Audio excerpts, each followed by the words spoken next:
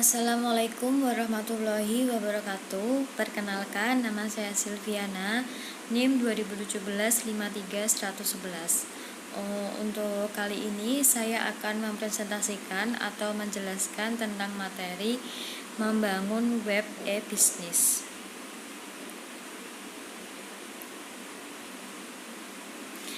Untuk tujuan belajarnya, ini sendiri akan menjelaskan mengenai proses yang harus diikuti dalam membangun suatu e-commerce situs web.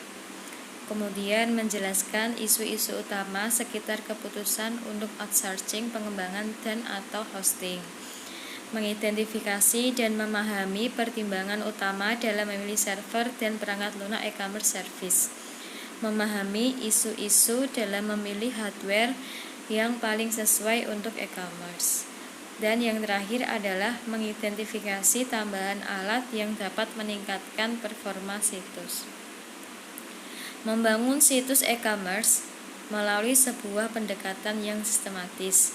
Nah, dua tantangan manajemen yang paling penting dalam membangun sebuah situs e-commerce yang sukses adalah: yang pertama, mengembangkan pemahaman yang jelas tentang tujuan bisnis. Yang kedua, mengetahui bagaimana untuk memilih teknologi yang tepat untuk mencapai tujuan.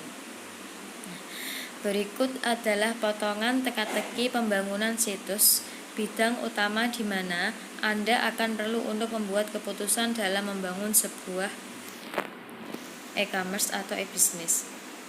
Nah, di sini terdapat beberapa, yaitu ada organization capabilities, ada organization capabilities, kemudian ada hardware architecture, ada software, telecommunication, site design, dan human resource. Selanjutnya, pengembangan sistem life cycle. System Development Life Cycle atau SDLC adalah metodologi untuk memahami tujuan bisnis dari sistem dan merancang solusi yang tepat.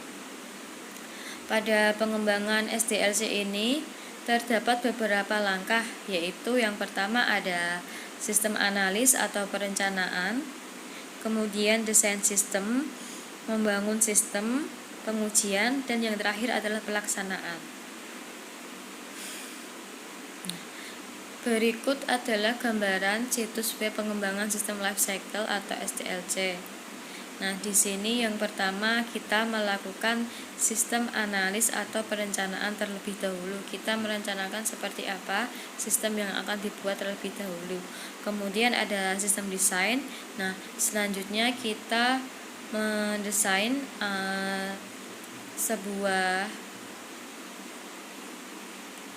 Selanjutnya kita melakukan sistem desain yang berdasarkan perencanaan sebelumnya. Kemudian adalah pembangunan sistem, ada testing, pengujian, dan yang terakhir ada implementasi atau pelaksanaan. Sistem analis atau perencanaan mengidentifikasi tujuan bisnis, fungsi bisnis, dan kebutuhan informasi. Yang pertama, tujuan bisnis. Daftar kemampuan yang Anda inginkan dimiliki situs Anda. Nah, untuk tujuan bisnis ini sendiri, kita harus mencantumkan beberapa tujuan untuk bisnis yang akan kita bangun. Untuk selanjutnya, fungsionalitas sistem. Daftar jenis-jenis kemampuan sistem informasi yang akan Anda perlukan untuk mencapai tujuan bisnis. Kita harus mendaftar semua atau seluruh kemampuan sistem informasi yang akan kita perlukan untuk mendukung sukses atau tercapainya bisnis kita. Kemudian kebutuhan informasi. Unsur-unsur informasi yang harus dihasilkan sistem dalam rangka mencapai tujuan bisnis. Berikut adalah sistem analis, business objective, system functionality, dan information requirement. Nah, di sini terdapat 3 deskripsi atau penjelasan mengenai business objective, system functionality, dan information requirements. Kemudian desain sistem, hardware dan software platform. Spesifikasi desain sistem. deskripsi dari komponen utama dari sistem dan hubungan mereka satu sama lain. Desain sistem dapat dipecah menjadi dua bagian. Yang pertama, desain logis meliputi data flow diagram yang menggambarkan aliran informasi di situs ini, pengelolaan fungsi yang harus dilakukan, dan database yang akan digunakan. Kemudian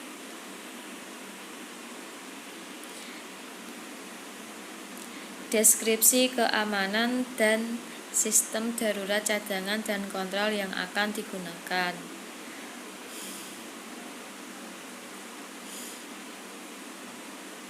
Kemudian adalah fisik design, menerjemahkan desain logis ke dalam komponen fisik. Sebuah desain logis untuk sistem web sederhana. Nah, di sini terdapat customer database, katalog database, dan juga order database. Di sini ada website customer. Nah, website customer ini melakukan verify login, kemudian akan menampilkan katalog dan juga akan menampilkan pembelian produk yang dilakukan oleh customer dan akan mendapatkan produk yang diinginkan oleh customer. Sebuah desain fisik untuk situs web sederhana. Di sini ada customer dan ada your firm's website. Ini adalah website usaha yang menggunakan Oracle SQL Database, IBM WebSphere e-commerce suite, ad server, online katalog, mail server, dan shopping cart. Di sini customer dan website kita terhubung melalui internet.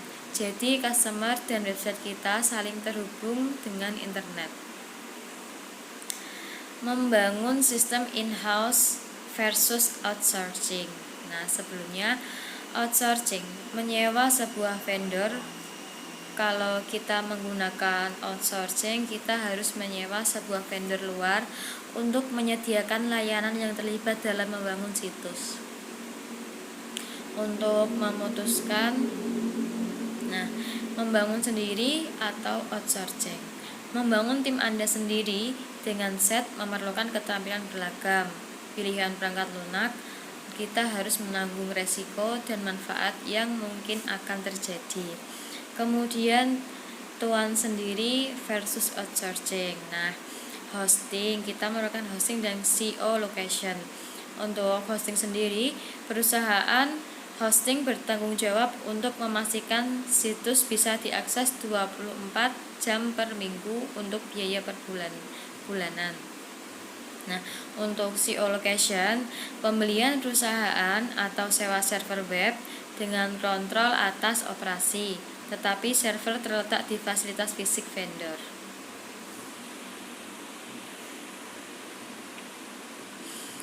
Pilihan di gedung dan hosting. Nah, di sini ada hosting site dan juga building the site. Untuk in-house sendiri ada complete in-house. Ini kita melakukan pembangunan in dan juga hosting in. Untuk outsource, mixed responsibility, kita melakukan pembangunan out dan host in. Kemudian untuk outsource dan outsource, mixed responsibility, untuk pembangunannya in dan hostnya out. Kemudian yang terakhir adalah complete outsource, yaitu pembangunannya out dan host juga out. Spektrum peralatan untuk membangun sendiri situs e-commerce. Nah, kita ini memerlukan pembangunan build from scratch, kemudian use package site building tools, kemudian use pre-built templates. Untuk from scratch-nya ini kita biasanya memerlukan HTML atau Dreamweaver, bisa front page juga, CID script juga bisa, dan juga SQL database. Kemudian kita memerlukan beberapa tool untuk mendukung, yaitu ada Microsoft Commerce Servers, IBM WebSphere, OpenMarket. Nah, kemudian untuk template-nya kita menggunakan Bigstep, Yahoo Store. Pengujian, implementasi, dan pemeliharaan. Pengujian termasuk pengujian unit, pengujian sistem, dan pengujian penerimaan. Kemudian untuk pelaksanaan dan pemeliharaan sedang berlangsung dengan 20% dari waktu yang digunakan untuk debug kode dan menanggapi situasi darurat. 20% dengan perubahan laporan data file dan link ke database backend, dan untuk administrasi umum dan membuat perubahan serta kesempurnaan sistem. Kemudian ada perbandingan, proses di mana situs ini dibandingkan dengan pesaing dalam hal kecepatan respon, kualitas, dan desain tata letak.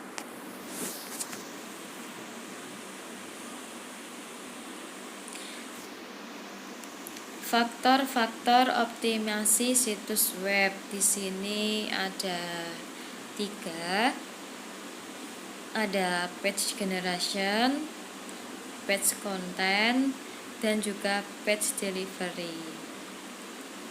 Kemudian komponen anggaran situs web meliputi marketing mencapai hingga 6%, system development and maintenance 26%, software license 21%, hardware 18%, hosting 11%, dan content design and development mencapai 18%. Web sederhana dibandingkan multi-tier situs arsitektur. Nah, sebelumnya arsitektur sistem. Arsitektur sistem mengacu pada pengaturan perangkat lunak, mesin, dan tugas dalam suatu sistem informasi yang diperlukan untuk mencapai fungsi tertentu. Kemudian 2. Tier arsitektur. Web server merespon permintaan untuk halaman web, dan server database menyediakan penyimpanan data yang back-end. Kemudian ada multi-tier arsitektur. Web server adalah terkait dengan lapisan tengah tier yang biasanya mencakup serangkaian aplikasi server yang melakukan tugas-tugas tertentu, serta lapisan back-end sistem perusahaan yang ada.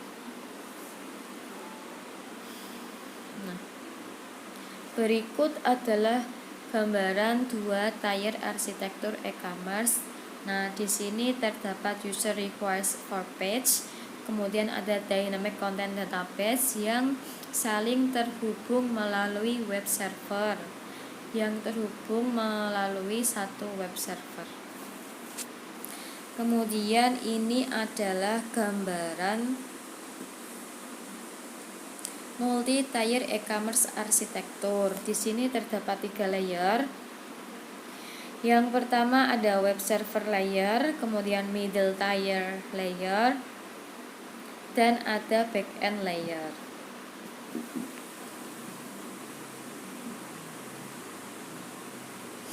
Server web perangkat lunak. Semua e-commerce memerlukan perangkat lunak web server dasar untuk menjawab permintaan HTTP dari pelanggan. Apa saja perangkat lunak web server yang terkemuka hanya bekerja dengan sistem operasi Unix. Microsoft Internet Information Server atau IIS, perangkat lunak server web utama kedua. Fungsi dasar yang disediakan oleh web server, ya ini ada basic functionality provided by web server. Nah, di sini ada fungsinya processing of HTTP requests security server, kemudian file transfer protocol, search engine, data capture, email, dan site management tool. Situs peralatan manajemen. Semua server web berisi alat manajemen situs dasar yang memverifikasi bahwa link pada halaman yang masih berlaku dan juga mengidentifikasi file. Situs perangkat lunak manajemen tambahan dan layanan seperti yang disediakan oleh WebTrans dapat dibeli. Nah, berikut adalah WebTrans perangkat lunak. Berikut adalah contoh gambarannya.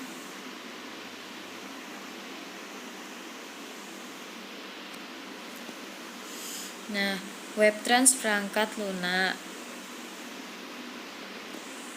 Di sini ada moderately loyal, support, somewhat loyal business phone system, dan juga Therman. Generasi halaman peralatan dinamis.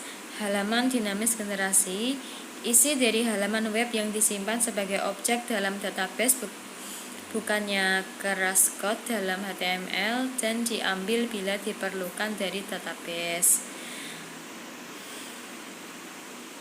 Peralatan termasuk CGI atau Common Gateway Interface, ASP atau Active Server Page, dan JSP Java Server Page, dan lain-lain.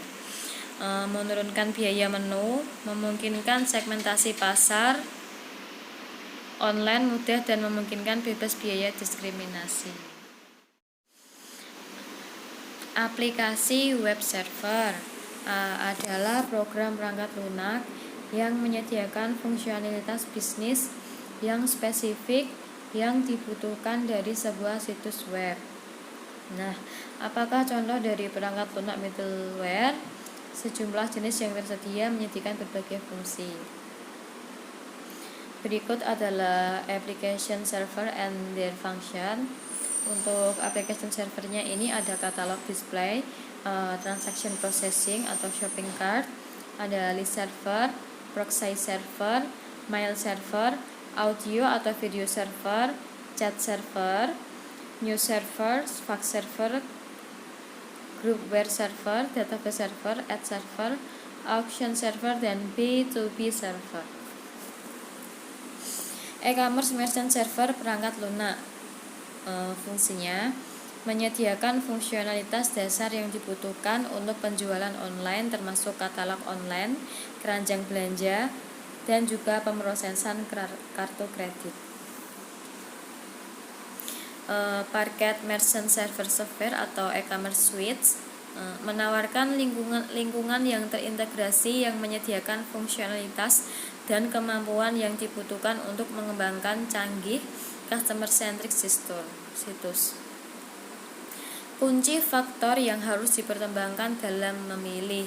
Nah, berikut adalah kita harus mempertimbangkan fungsinya, dukungan untuk model bisnis yang berbeda, alat pemodelan proses bisnis, manajemen visual alat situs dan pelaporan, kinerja dan juga skalabilitas, ada konektivitas ke sistem bisnis yang ada, kepatuhan dengan standar, global dan multikultural kemampuan, kemudian pajak penjualan lokal dan juga aturan pengiriman.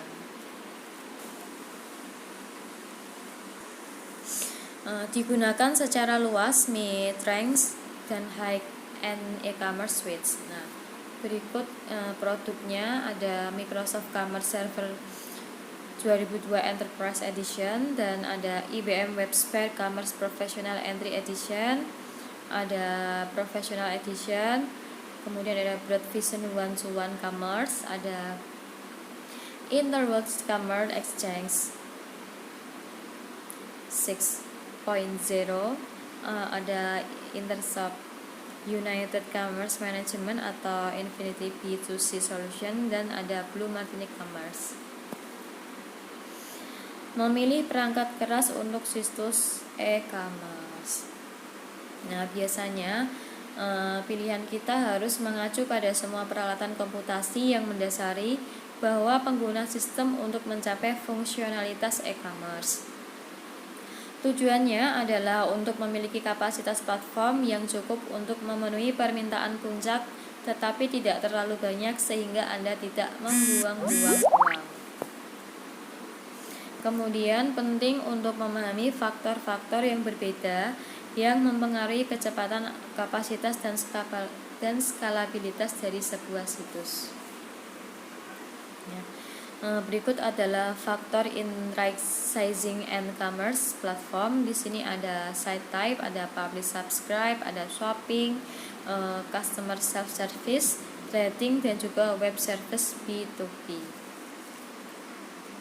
Pengunjung profil khas situs e-commerce. Nah, ini ada beberapa kategori. Yang pertama ada browse. Untuk browse sendiri presentasinya mencapai 76%, search of content 51%, dan soft and packaged goods mencapai 44%.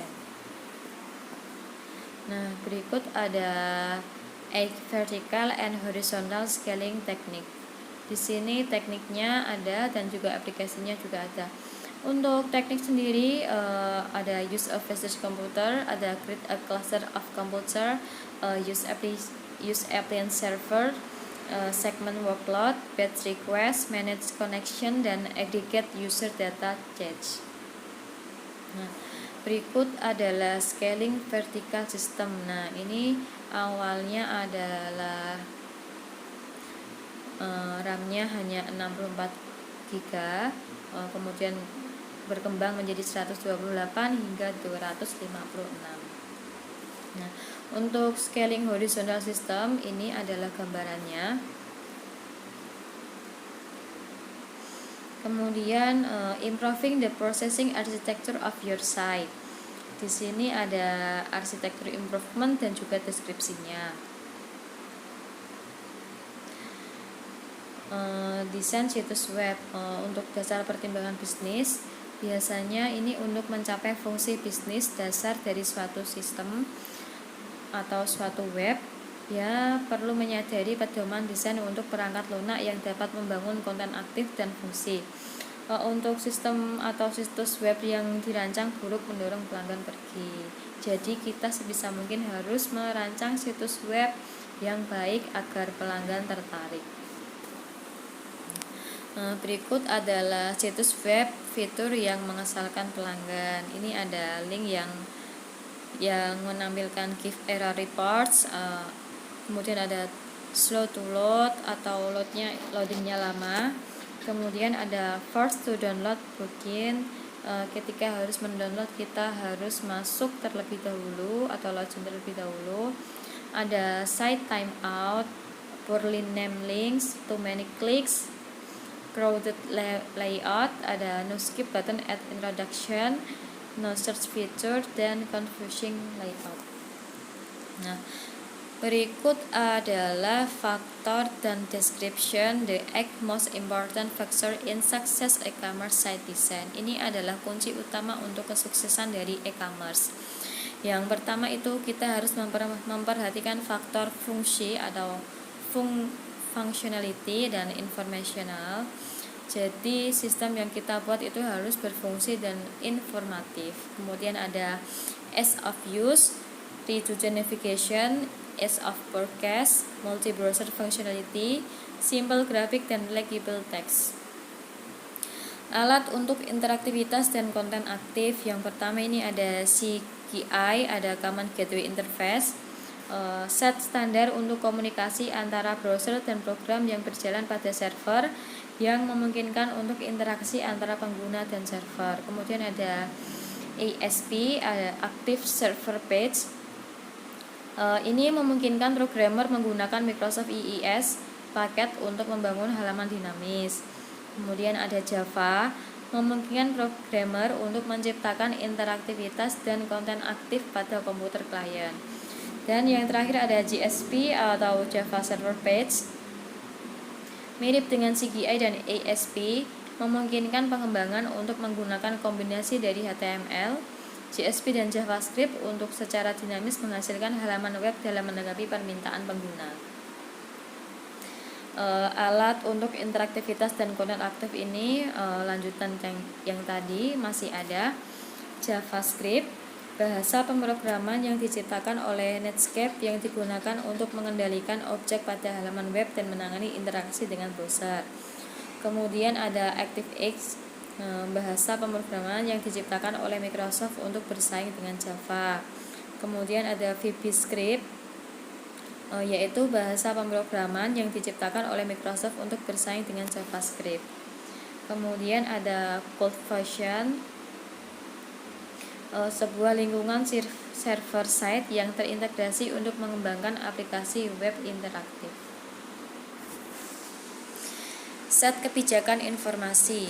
Ini ada kebijakan privacy, Set pernyataan publik menyatakan bagaimana situs akan memperlakukan informasi pribadi pelanggan yang dikumpulkan oleh situs. Jadi sistem akan menjaga privasi pelanggan. Kemudian ada aksesibilitas aturan. Ini adalah set tujuan desain yang menjamin pengguna cacat afektif dapat mengakses situs.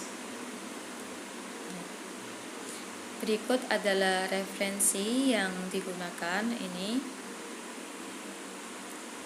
Nah, sekian presentasi yang dapat saya sampaikan. Semoga bermanfaat. Terima kasih. Wassalamualaikum warahmatullahi wabarakatuh.